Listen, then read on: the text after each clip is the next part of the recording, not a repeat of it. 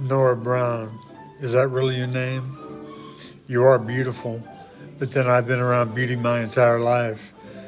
My first dope deal ever, I was fronted 4 pounds of Mexican green bud that was supposedly really good. I didn't do drugs. I just gotten suspended from Notre Dame for 2 semesters for supposedly punching a female 17 feet down the hall. That was their story. I had actually bitch slapped her after she attacked me when I was taking a piss in the bathroom with my girlfriend. And I got suspended because they lied and said I punched her and she flew 17 feet, slammed into the wall and slumped to the floor, knocked out. No pictures, no bruising, no nothing. Anyhow, that was my first encounter at Notre Dame. Anyways, I was suspended. My mom started charging me rent money to live in her house. Typical Aries. Anyhow, yeah, so I needed to make some money. And Mark Brandon, who was the inspiration for Mel Gibson's character in Tequila Sunrise, fronted me 4 pounds of green bud and 3 ounces of shell coke, no dust, that had been cut off the block. $300 an ounce for cocaine. Coffee? Yeah, please. You haven't had it yet? No. Okay. What do you want in it? I have one creamer and powdered. Just powder creamer. I put stevia in my coffee. Okay.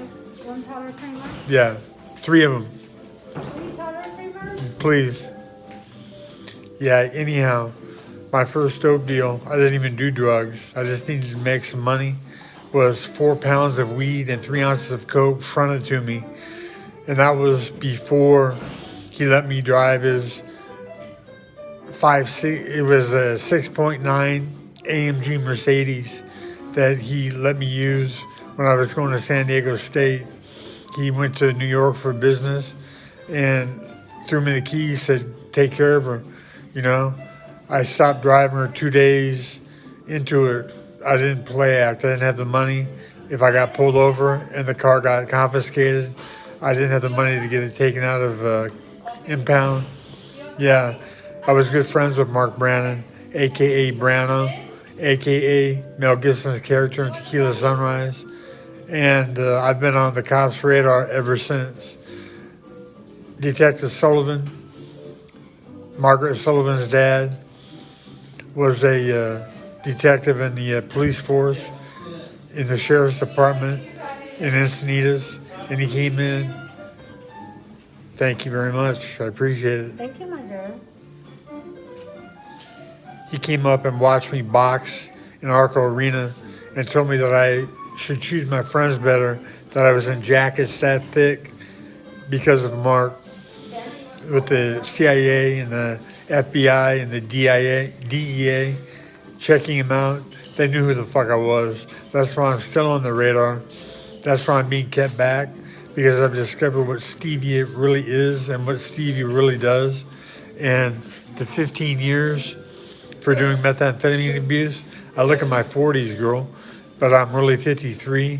I haven't shaved. I look even younger. Stevia is a miracle. It would probably cure your dad's ulcer. It would cure any fat on his body and would keep him from getting a heart attack. It clears you out like magic. It has so much fiber. It's actually a superfood that no one knows about. If I had quit football, I chose boxing after I make the greatest stop in the history of Notre Dame football, and I get fired for it from Lou Holtz, who was shaving points and ordered me to stay home and look for a sweep on 4th and inches. Check out Dan Quinn's Notre Dame play. I'm an outside linebacker. I catch a diving tailback going for a touchdown on 4th and inches, and as soon as I hit the sideline, I get fired. And as soon as I got fired, I said, fuck football, I'm done, because I knew Mark.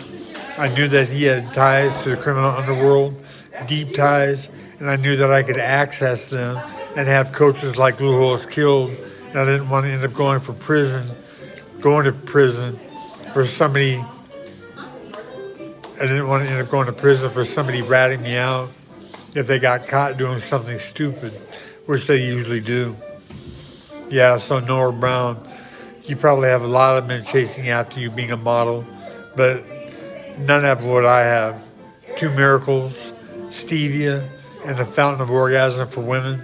I asked you, can you imagine this mouth being on your pussy, making you come 100 times in an hour? And that's the video that you're signing up for, to show women around the world how easy it is, to show men especially how easy it is to pleasure that woman, not with their penis, which is exceedingly difficult, but with their fingers and with their mouth. Yeah. So anyhow, my name is Dan Quinn. I was a projected first-round draft pick in the NFL, but I quit football, chose boxing, got Rodney King by the Miami police. I just won the state of Florida Golden Glove title at 201 pounds, had just gotten ranked number 9 in the country. 2 years after quitting football, I'm a white heavyweight, I'm not ugly, and I was on my way to perhaps superstardom, and I got Rodney King. I got wrongfully arrested on a case of mistaken identity. This cop was clowning me like I'm some punk, and I'm a apex fucking predator, top of the food chain DNA. And I told the cop, quote unquote, it's not my fault that your mom and dad should have been spayed and neutered to prevent the lump of genetic shit sitting in front of me, which sent him nuts. I was handcuffed in a chair. He punched me out of the chair onto the floor. I laughed at him and I said, I know bitches that hit harder than you, fool. And he went crazy, grabbed my foot, which was up in the air, and twisted it and didn't stop and blew up my knee to the point where the doctor for the Miami Heat told me that very night that he strained every ligament in my knee and tore the calf muscle fascia from the bone. I looked like the Elephant Man. And when the Miami cops put me in a cell, they put me in an all-black cell. And the blacks stood up and started to come over. They were going to check me and battle, B-A-T-T-L-E, battle, what's up, homeboy, in Miami.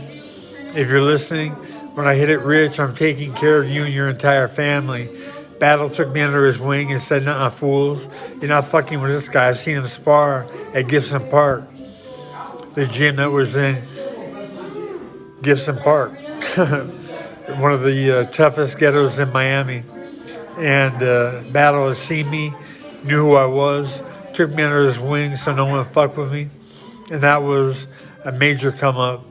I could have been fucked up. I was in a jail cell with 13 black guys who by their very nature hate white boys that look like me, because I do look like a cop. But I've hated cops my entire life. They fucked with me my entire life. Even before I became friends with Mark Brannon, they shot your brother and killed him. I don't know if you guys got a settlement for that. Should have, would have, could have, who knows. But that's part of my story, Nora Brown. And I'm going globally famous with a Nobel Prize for stevia in massive doses, curing cancer, diabetes, and obesity. Stevia, blending toxic soap, all the hidden toxins that are in water float like soap at the end of the blend, which sends water into a natural gas called split H2O. They can actually make engines to run off that. They'll call me Miracle Man one day. I discovered cold fusion, actually cold fission, water turning into a natural gas, not glass, when you blend stevia in water. And talking about glass and methamphetamine, stevia plus marijuana, THC, equals natural methamphetamine. I've been up for a week, easily stayed up for a week, could have gone longer. There was no point because the test was for me. It wasn't on film. It wasn't being recorded by anybody. But stevia plus THC is natural methamphetamine for everybody that's tweaking out there. They can stop taking the chemicals that are going to ravage their body. And my teeth right here, that's a combination of,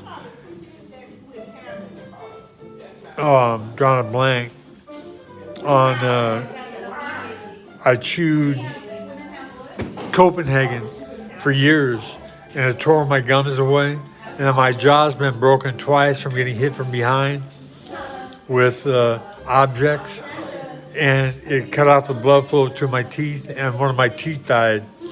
So it's not meth mouth. It's dank wind mouth. It can make women orgasm 1 to 2 times a minute for an hour or more. So everybody that has a problem with it, stick a fucking fork inside of your neck and fuck off.